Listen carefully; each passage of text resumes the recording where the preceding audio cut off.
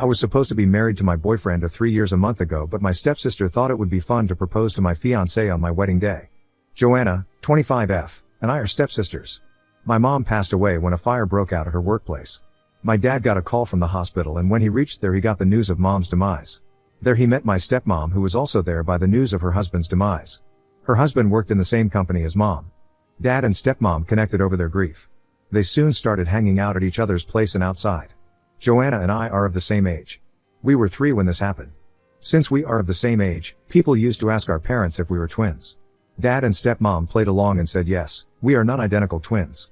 In fact, they told us the same thing, that we were twins until we were 12.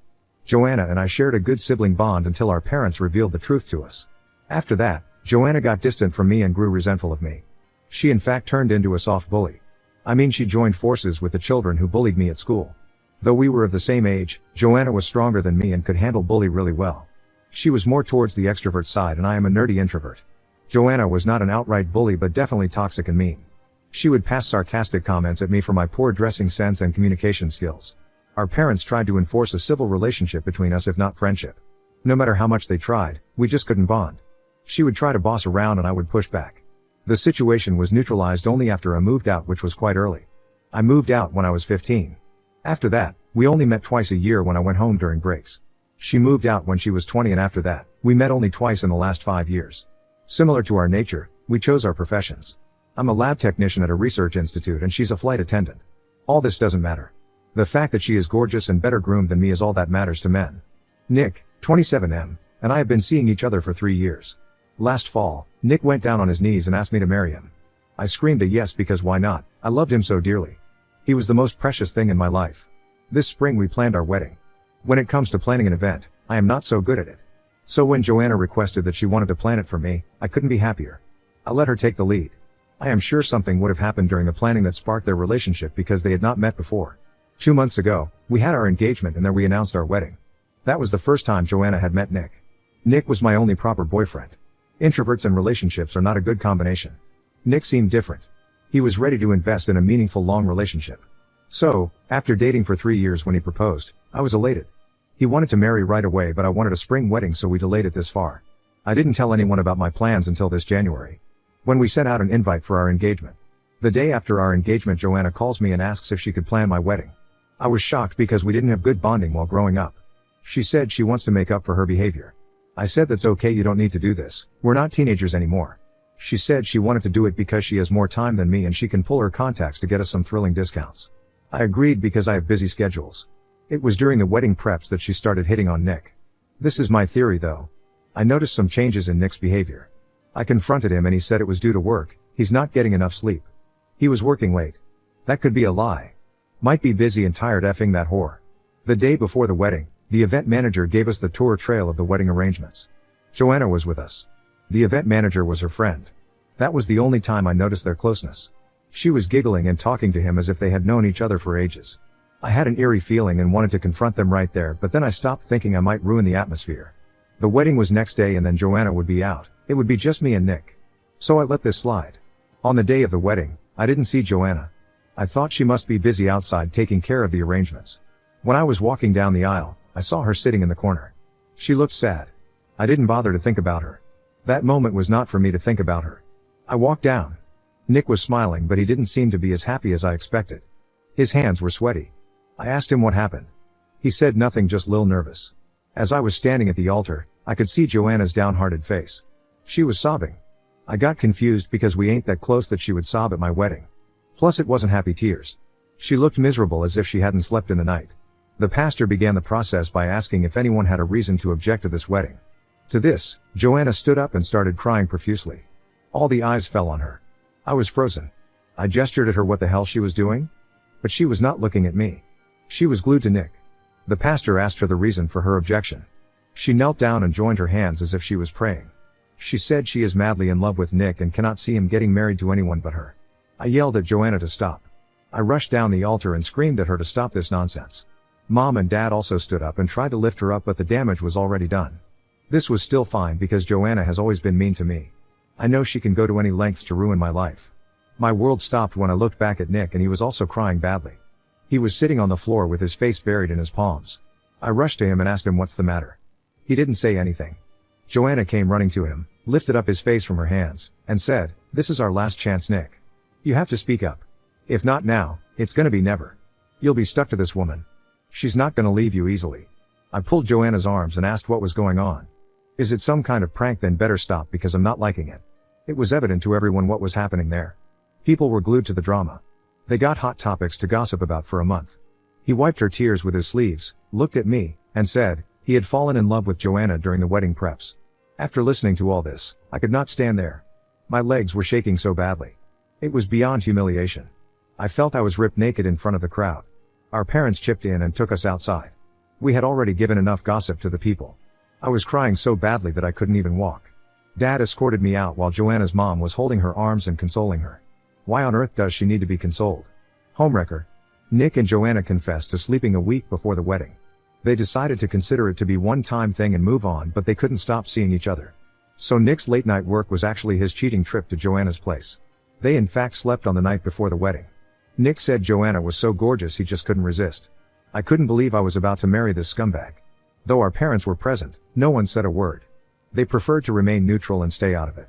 I was done listening to their love story. So, I ran into the changing room to grab my bag and car keys to leave the place. I went inside and saw myself in the mirror wearing my wedding dress, and I cannot help but break down. I was having a severe meltdown. Then Joanna entered the room. I screamed at her to get out. She said, "Yes, I will get out of here soon because my would-be Nick is waiting for me outside." I called her slutty bitch. She laughed at this and said, "Yeah, even Nick calls me that on bed." I wanted to smack her for the filth she was spitting. She said, "How could you imagine that Nick would marry you after seeing my curvaceous body? Have you seen yourself? You look like flat tires, spongy, and your dressing sense just sucks. I wonder how Nick even fell for you in the first place. He is just too handsome for you." She slammed the door and left. I picked up myself and drove off the venue. On the way, I realized, where do I go? I have been living with Nick at his place. Surely, I can't go there. I called up my friend and asked her if I could stay with her for a few days until I put my life together. She gladly took me in. The next day I got a text from a Packers guy asking where my stuff needed to be shipped. Nick had hired a Packers company to get rid of my stuff. I was caught off guard because I had no place to keep my stuff. I called up Dad and he offered to let me use the garage to keep my stuff. Amidst the feeling of betrayal and pain, I was house hunting. My homies were my support system during this trauma. They helped me find a place, set up my stuff, and be there for me whenever I needed them. My friends have helped me enough to cope with this. I don't want to be more needy and scare them off. My wounds are still fresh and I need someone to hear me out. I have enrolled for therapy, but it is monthly once. Hence I am writing this post as a self-help therapy. Update 1. Thanks to the ones who tried to understand my situation. However, the ones commenting that it was my fault that I chose a cheater, how could I not see this coming? Why did I let Joanna plan my wedding? And other ridiculous questions. If anyone is going through a heartbreak, do you console them or do you go around grilling them, as if it was my fault that he cheated on me? I don't need to give any explanation to anyone. These answers are for those genuine questions on my post. People asked how I got so close to Joanna that I invited her to the engagement and let her plan my wedding. Joanna and I got into talking terms after I moved out of the house. I was not so keen on inviting Joanna to my engagement, but my dad wanted it to be a full family affair. Joanna was also not so interested in attending my engagement, but Dad said this was the first event in the family, so everyone had to be present. When it comes to planning the wedding, I have covered that bit in the initial post. I didn't have time and she had some contacts in the event management space. And everyone who is saying how could I not know my fiancé was a cheater. So to them, if everyone could really predict if their partners are cheaters or not, there wouldn't be any divorce in the world. Negative people are all around the world, few. But you know what, I don't care because you reap what you sow. Coming to the updates, Joanna and Nick got married last week at the same venue. Look at her audacity, she emailed me the invitation card. It was not an invite but a way to show that she got him. I ignored and blocked her. I showed it to Dad. He was the one advocating we are a family. Though I was pretending to be strong, I was tearing up from inside. My friends came over with drinks and tacos to cheer me up. I got badly wasted that night. To ease my pain, my friends suggested that I plan revenge on Joanna. They came up with some stupid and funny ones to lighten my mood. One of my friends was smoking up and an idea clicked in my mind. Joanna is a smoker, not cigarettes but weed. I know what you guys are thinking, who cares? Well, I don't, but her employer does. She's a flight attendant and she's not allowed to have any of those substances. It puts passengers' life at risk. Apparently, they are life saviors. Joanna and life savior, my ass. My friend and I wondered how she was not getting caught because the airlines run regular tests on their employees. One of my friends suggested that we tip off her employer and let them figure it out. I am not sure if it was going to work, but I decided to give it a shot. I had to do something to pull my revenge. I sent an anonymous mail to the airlines with Joanna's details that she has been smoking up during work hours. I got a reply that someone would reach out to me to get further details. The next day, I got a call and they asked for detailed information. I made it up and said I cannot disclose my identity, but a few days back when I was flying with their airlines, I found Joanna high on something and her eyes were red. I asked them to conduct their own investigation before sacking her. They thanked me and hung up. I have very low hopes that it would turn out in my favor because I didn't reveal my identity. They might consider this to be a hoax call, I don't know. Update 2. Hey there folks. I know it's been 2 years since. I wanted to detach myself from my past. So, I ignored updating here too, and eventually, I forgot about this. I was getting a lot of messages from people asking what happened after that complaint with the airlines. So, here's all the update you need. After complaining about Joanna to her employer, I had a mixed feeling that I shouldn't have ripped off her livelihood. I mean, it takes two people to cheat. It was Nick's fault too. Eventually, I started moving on thinking that I got rid of a cheater, better before the wedding than later. I took a transfer to a different city to start a new life. Almost 2 years later, which was last month, I got a call from Dad. He wanted to meet me. I didn't want to, but he said he was in town, so I agreed. He said he needed my help with Joanna. Like what? He told me that Joanna had lost her job because someone tipped off her employer that she was smoking up during work hours. They did a random test and she was caught. Upon being grilled, she confessed that she had been fooling the authorities for many years. She had contacts in the lab department who would manipulate her test results and make them clean. She basically used to sleep with that testing guy. These charges not only cost her job but also her profession. No airline is now going to hire her after this. The airlines didn't report her to the cops because it would have damaged their reputation. My tip-off worked, but now I didn't care. I had moved on. When Nick got to know about all this, he lost his mind. She tried to save her ass by saying she was being framed by her colleagues because people were jealous of her good performance. I sighed. On the bed? Sure. Nick tried to stick around for a while, but she got herself wasted in alcohol and other substance. He left her eventually. She lost her job and her husband too. She borrowed money from Dad to rent a place for herself, but instead of getting a place for herself, she wasted that money and partying. She was living on her friend's couch who informed Dad about Joanna's condition before throwing her out. Dad brought her home and took her to rehab. He is claiming that she has gotten better and now wants to restart her life. Dad wanted me to check with my contacts and get her an office job. I refused to help her in any way. Dad was disappointed that I turned him down, but he said he understood. After he left, my guilty conscience kicked in. No one knows that I was one who got her sacked. I don't know what to do. Update 3, this is probably going to be the last update because I'm done with this saga and want to move on. I helped my sister get a job and made it even. Call it whatever, but I felt nice after helping her. However, no one can help a self-destructor. I got her a job at a publishing house. She started stealing the books and selling them at a black market at a cheap. She was caught and thrown away. My friend was about to report her, but I talked her out of this, saying that it would bring down the reputation of the publication house. Dad has given up on Joanna and kicked her out of the house. Now, she's on her own. God knows what she is doing with her life. This Christmas I went back to my hometown to meet my friends. I visited home, but only for an hour. During the mass, I bumped into Nick. He was right beside me. The hallway was so crowded that we were forced to walk together. He said hello to me and we got into a conversation. I tried to be mature and spoke to him politely. While leaving the church, he approached again and asked me for a few minutes. We went aside and he said sorry. He said sleeping with Joanna was the worst mistake, and then to rectify one, he committed another by marrying her. She was guilt-tripping him that he used her physically, so he thought he should do the right thing and marry her. I said, it's fine, I have moved on. He asked me if I was okay to accompany him to an art gallery the next day. I had no other plans, so I said yes. It was a normal visit. We hung out like friends and none of us made a move. The same night I came back home. My phone was discharged during the travel. When I switched on the phone, there were 20+ messages from Nick. It was all about, did you reach safely? Text me after reaching. I miss you. When can we meet next? I saw all of them and ignored them. The next few days were the same. He was constantly checking on me. He said he was missing me and wished we could get back together. Then ultimately I told I had moved on and didn't want to keep in touch with him. He said if I was not interested, why did I go to art gallery with him? I said, dude, grow up, it didn't mean anything. His ego kicked in and he hung up the call. A week later, I got a call at 2 a.m. in the night.